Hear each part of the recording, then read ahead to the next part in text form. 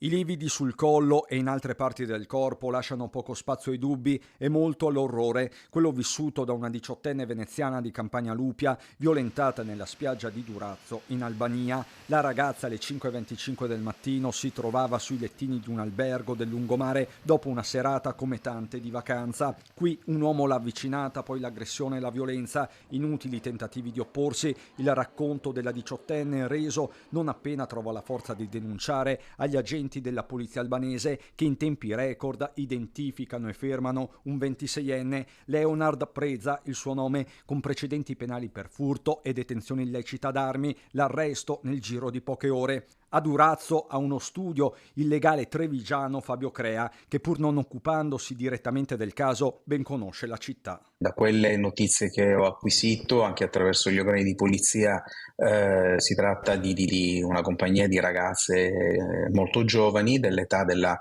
ragazza che ha denunciato la violenza, la quale si sarebbe allontanata ad un certo momento dal luogo in cui vi erano le altre ragazze e quindi è successo questo fatto proprio in una zona che in teoria doveva essere tranquilla perché erano i lettini di uno degli hotel appunto di alta categoria della zona del lungomare di Durazzo. La notizia dell'arresto viene diffusa dalle autorità, mentre parole precise sono espresse dal console Giorgio Boatto, imprenditore veneziano che fino a poche ore fa era proprio in Albania, a Durazzo. È di una gravità ovviamente inaudita anche per quanto riguarda soprattutto la giovane età della vittima.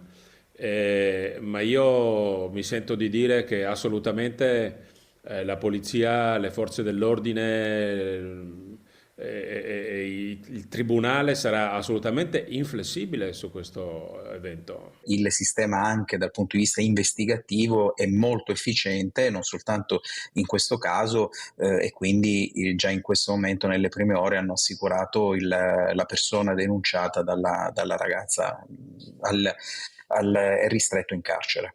A sua volta il console si rivolge anche alla vittima e alla sua famiglia.